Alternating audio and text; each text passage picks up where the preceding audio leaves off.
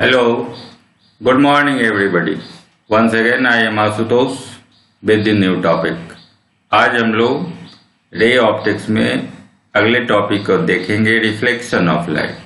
तो हमने पिछले क्लास में बताया था कि अगर रे ट्रैवल करता हुआ किसी मीडियम में आ रहा है और दूसरे मीडियम के सरफेस से अगर टकरा रहा है तो यहाँ तीन संभावना बनती थी। एक संभावना थी कि टकरा के वापस लौट जाए, तो ये रिफ्लेक्शन का काम था। दूसरी संभावना थी कि एब्जॉर्ब्ड हो जाए दूसरे सरफेस के द्वारा, और तीसरी संभावना थी दूसरे मीडियम में इन कर जाए, वो रिफ्रैक्शन की घटना थी। तो हमने बताया था कि तीनों घटना साथ साथ होती है। अब हमें जिस घटना को ज़्यादा से ज़्यादा करना रहता है उस हिसाब से हम थोड़ा सा मॉडिफिकेशन करते हैं, ठीक है। और रिफ्लेक्शन के लिए हम सिल्वर का कोटिंग और रेड पेंट चढ़ा के मिरर बनाते हैं जनरली। तो अब देखते हैं मिरर क्या है। मिरर एक smooth polished reflecting surface. A smooth polished reflecting surface को हम लोग मिरर बोलेंगे। रिफ्लेक्शन ज़्यादा से ज़्यादा हो, इस काम के लिए हम सिल्वर का कोटिंग करते हैं, इसीलिए पॉलिश्ड कहें और स्मूथ कहें तो रिफ्लेक्टिंग सरफेस, एक स्मूथ पॉलिश्ड रिफ्लेक्टिंग सरफेस का नाम हम लोग मिरर देंगे। अब ये मिरर दो तरह का हो सकता है, एक प्लेन मिरर और दूसरा स्फेरिकल मिरर। ओके, तो नाम से ही स्पष्ट है प्लेन मिरर कि इसका रिफ्लेक्टिंग सरफेस जो है, जहाँ से लाइट को टकरा के लौटना है, वो सरफेस अगर एक प्लेन है, एक समतल है, तो that will be called a plane mirror. Okay, और स्फेरिकल मिरर फिर नाम से स्पष्ट है कि इसका रिफ्लेक्टिंग जो सरफेस है वो सरफेस एक स्फेयर का पार्ट हो, एक स्फेयर से कट करके आप बनाए हों, तो वो हम लोग उसका नाम स्फेरिकल मिरर देंगे। ओके, अब इसको थोड़ा और डिटेल देखते हैं। तो क्या करते हैं, हम एक ग्लास का सरफेस ले लिए और इसके पीछे हम सिल्वर की कोटिंग कर लिए, पीछे से सिल्वर का लेप लगा लिए कोटिंग करके, और इसके पीछे हम एक बार और रेड पेंट लगा लिए इस सिल्वर कोटिंग को प्रोटेक्ट करने के लिए। तो ये आपका मिरर बन गया है।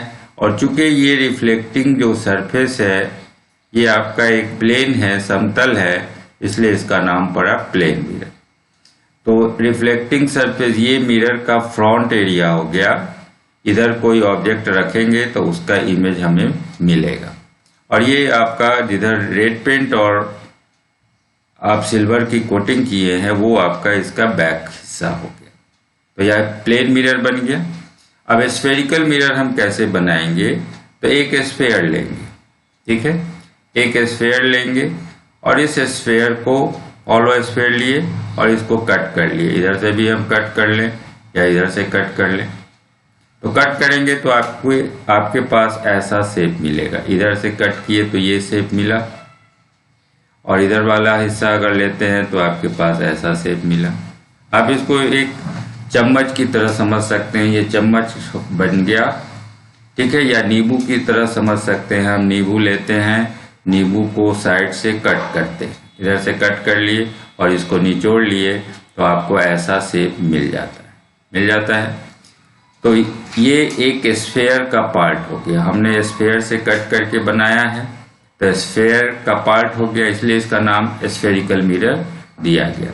अब आपके पास दो ऑप्शन है। दो ऑप्शन क्या है कि हमने सरफेस तो लिया, स्फेयर से काट के एक सरफेस ले लिया, अब हम बाहर वाले हिस्से पे रेड पेंट और जो सिल्वर की कोटिंग और पेंट है वो चढ़ा लें, ठीक है। तो बाहर से हम सिल्वर की कोटिंग और रेड पेंट चढ़ा लिए हैं, तो रिफ्लेक्शन अब भीतर वाले हिस्से से होगा, इनर सरफेस से होगा। इधर से लाइट आया और टकरा के वापस लौट गया। तो जब रिफ्लेक्शन इनर साइड से हो रहा है, भीतर वाले हिस्से से हो रहा है या धंसे हुए हिस्से से हो रहा है, तो you will get A concave mirror. तब जो मिरर हमें मिलेगा उसका नाम हम लोग कनकेव मिरर देंगे। और आपके पास दूसरी संभावना भी है कि हम जो स्फेयर से काट के जो हिस्सा बनाए हैं उसके इनर हिस्से पे, भीतर वाले हिस्से पे ही हम सिल्वर की कोटिंग और रेड पेंट चढ़ा लें, तो अब बाहर वाले सरफेस से रिफ्लेक्शन होगा। बाहर से लाइट, बाहर वाले सरफेस पे लाइट आया, टकराया और टकरा के लौट गया। तो अब यहाँ जो रिफ्लेक्शन हो रहा है ये आउटर सरफेस से हो रहा है, और या यूं कहें कि उभरा हुआ जो सतह है उस उभरे हुए सतह से रिफ्लेक्शन हो रहा है। तब जो मिरर आपके पास बनेगा वो मेरा कन्वेक्स मिरर होगा। ओके, तो स्फेरिकल मिरर को हम दो हिस्से में बांट दिए हैं। दो हिस्से, दो तरह का आप स्फेरिकल मिरर बना सकते हैं। चूंकि स्फेयर से कट के बनाए हैं इसलिए इसका नाम स्फेरिकल मिरर है। तो कोई भी मिरर हो, आइदर कनकेव हो या कन्वेक्स हो या प्लेन मिरर हो, वहां रूल्स ऑफ रिफ्लेक्शन को फॉलो किया जाएगा। तो रूल्स ऑफ रिफ्लेक्शन क्या है, अब इसे देखते हैं। तो देखिए, पहले एक हम प्लेन मिरर बना रहे हैं। एक प्लेन मिरर बना लिए। अब इसके इस हिस्से में हमने सिल्वर की कोटिंग की और रेड पेंट चढ़ा लिया। इसका मतलब कि इधर का हिस्सा ये मिरर का बैक हिस्सा हो गया और ऊपर का जो हिस्सा है ये आपका मिरर का फ्रंट हो गया। ओके, अब कोई रे आएगा और इससे टकराएगा, तो हम एक रे सेलेक्ट करते हैं। एक रे सेलेक्ट किए, ए ओ, ये रे आया। ये कहाँ टकरा रहा है, तो ओ पॉइंट पे टकरा रहा है। तो हम पहले डिफरेंट टर्म्स को सीखें। एओ क्या हुआ, तो एओ हो गया इंसिडेंट रे। इंसिडेंट रे का मीनिंग इनकमिंग रे, जो रे ट्रेवल करता हुआ आ रहा है और मिरर के सरफेस से टकरा रहा है। ओके, तो AO will be called your incident ray. O क्या हुआ, ओ हो गया पॉइंट ऑफ इंसिडेंस। किस पॉइंट पे आके वो स्ट्राइक कर रहा है, point of incidence. And this point is very important point, just remember this line. This point is very important point in ray optics. ये पॉइंट सबसे इंपॉर्टेंट पॉइंट है रे ऑप्टिक्स का, क्योंकि इसी पॉइंट से आगे की कहानी लिखी जानी है। इसी पॉइंट पे हम एक नॉर्मल ड्रॉ करेंगे। अब ये जो पॉइंट है यही डिसाइड करेगा कि रे जाएगा किधर। ओके, तो रे ऑप्टिक्स में point of incidence is the most important point. कैसे इंपॉर्टेंट है वो हम सीखेंगे अभी। तो अभी पॉइंट ओ मेरा पॉइंट ऑफ इंसिडेंस हुआ। अब ओ पॉइंट पे हम एक नॉर्मल ड्रॉ कर लिए, ओ एन। तो ओ एन हो गया normal at the point of incidence. Incidence वाले जो पॉइंट है उस पॉइंट पे खींचा गया है एक नॉर्मल। ओके, अब टकरा के लाइट मान लीजिए इस दिशा में चला गया, आया टकरा के इस दिशा में चला गया। तो now OB, OB is called reflected रे।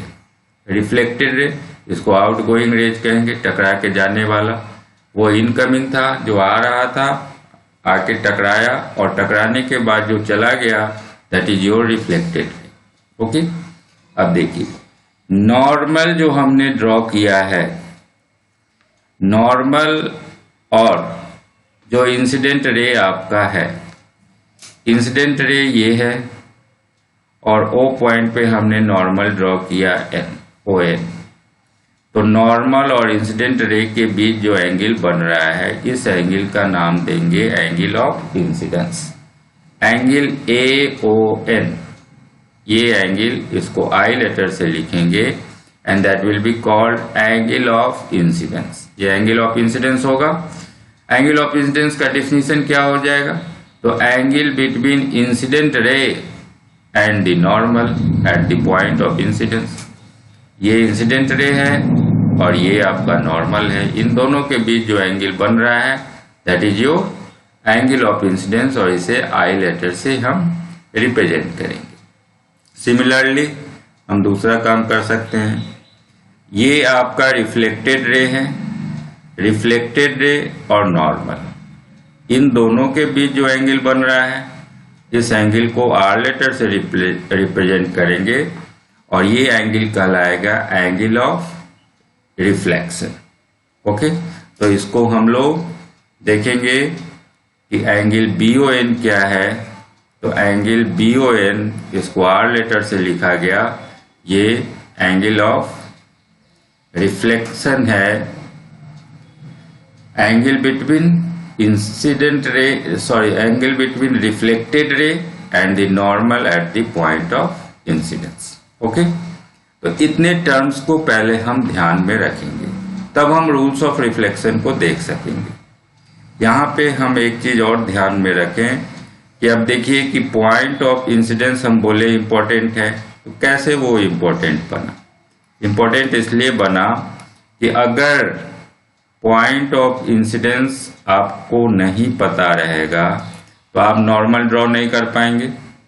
नॉर्मल ड्रॉ नहीं करेंगे तो एंगल ऑफ इंसिडेंस का भी पता नहीं चलेगा, ना एंगल ऑफ रिफ्लेक्शन का पता चलेगा। क्योंकि ये नॉर्मल ही है, इसी नॉर्मल से हम एंगल देख रहे हैं, और नॉर्मल कहाँ पे ड्रॉ करना है? तो पॉइंट ऑफ इंसिडेंस पे ड्रॉ करना है।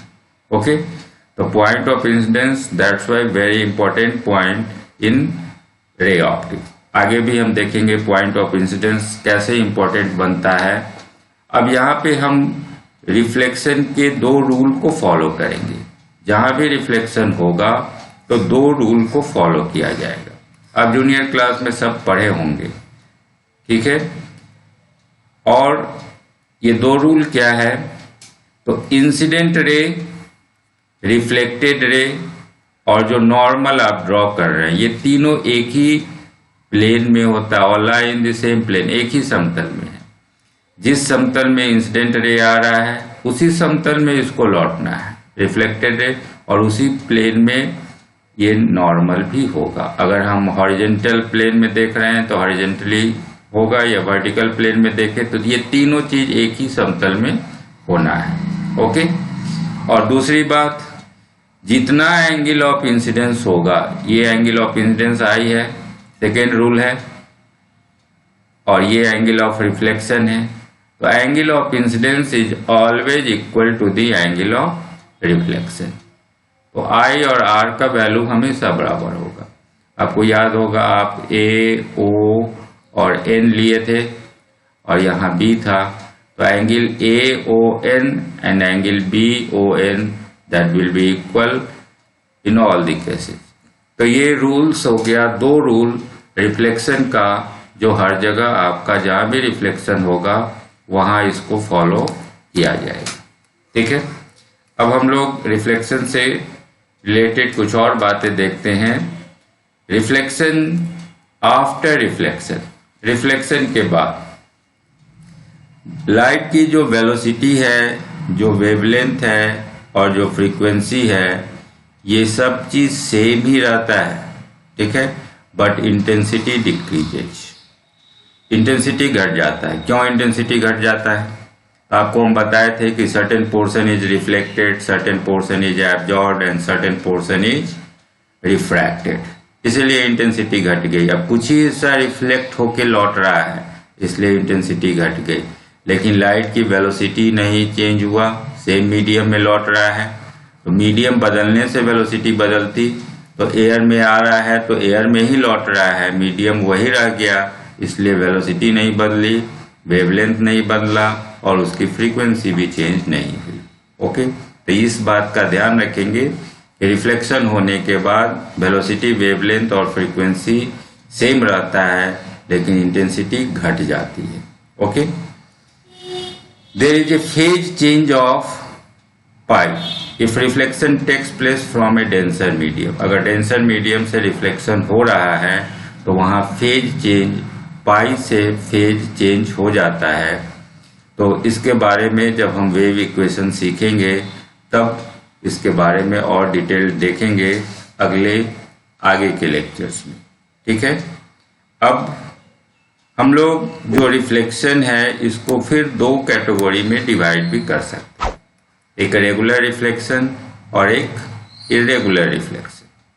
ठीक है, रिफ्लेक्शन को दो कैटेगरी में डिवाइड किए, regular reflection and irregular reflection कहें या डिफ्यूज रिफ्लेक्शन कहें। तो रेगुलर रिफ्लेक्शन क्या है?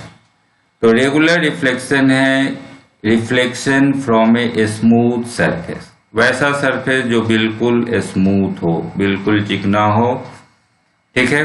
तो इससे जो रिफ्लेक्शन होगा उस रिफ्लेक्शन का नाम हम लोग रेगुलर रिफ्लेक्शन देंगे।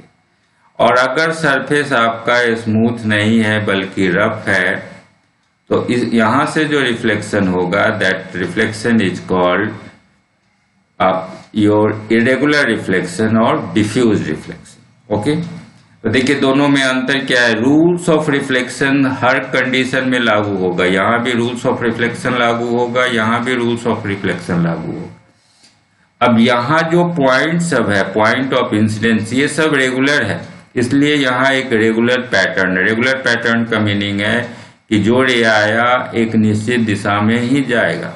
ओके, यहाँ हम अगर पैरेलल रे ले रहे हैं तो रिफ्लेक्शन के बाद पैरेलल रे ही मिलेगा, ये रेगुलर है डेफिनिट पैटर्न का। लेकिन यहाँ रेगुलर नहीं है, इसलिए कि यहाँ जो है, यहाँ पॉइंट्स आपका डेफिनिट नहीं है, सारा पॉइंट ऑफ इंसिडेंस, कोई पॉइंट ऑफ इंसिडेंस धंसा हुआ हो सकता है, कोई पॉइंट उभरा हुआ हो सकता है। तो here you will not gate a regular pattern. कोई रे किसी दिशा में लौट जाएगा टकरा के, कोई दूसरा रे दूसरे दिशा में चला जाएगा, तीसरा रे किसी तीसरे दिशा में चला जाएगा। तो जबकि हर पॉइंट पे ये रूल्स ऑफ रिफ्लेक्शन लगेगा ही। जैसे मान लीजिए कि हमने कोई रफ सरफेस थोड़ा मैग्नीफाइड रूप में बनाया, तो अगर इस पॉइंट पे इंसिडेंट हो रहा है तो यहाँ पे ही हमको नॉर्मल ड्रॉ करना होगा, जितना एंगल होगा उतने एंगल से जाएगा।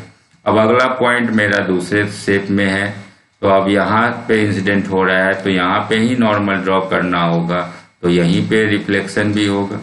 तो चूंकि यहाँ हर पॉइंट डिफरेंट है, इसलिए अलग अलग रे अलग अलग दिशा में चला जा रहा है, कोई रेगुलर पैटर्न नहीं है। That's why it is called diffuse reflection और irregular reflection. And this reflection is also very much important. Okay, अगर ये रिफ्लेक्शन नहीं होता तो हमारे रूम में रोशनी नहीं आती। हमारे रूम में ऊपर से छत है, तो छत से you know that light travels in a straight line, light सीधी रेखा में चलती है। तो छत है तो छत से रोशनी आएगी नहीं। हम खिड़की से रोशनी लेते हैं तो डायरेक्ट सनलाइट तो आता नहीं है।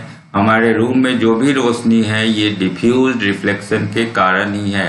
ये अगल बगल के किसी वाल, किसी पेड़ पौधे, किसी चीज से टकरा के, जिसका सरफेस स्मूथ नहीं है, इरेगुलर है, वहां से टकरा के ये हमारे रूम में पहुंच रहा है। ओके, तो diffuse reflection is also very much important. हम लोग केवल रेगुलर रिफ्लेक्शन पढ़ते हैं लेकिन डिफ्यूज रिफ्लेक्शन को इग्नोर करते हैं।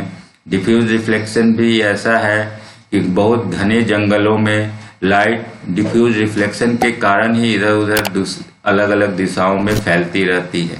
ओके, तो दैट्स ओवर फॉर टुडे। आज हम लोग रिफ्लेक्शन के बारे में सीखे हैं। अगले क्लास में हम लोग इमेज फॉर्मेशन के कंसेप्ट्स को देखेंगे कि हम इमेज कैसे बनाएंगे। ओके, और तब जाके फिर आगे हम लोग बढ़ेंगे स्फेरिकल मिरर की ओर।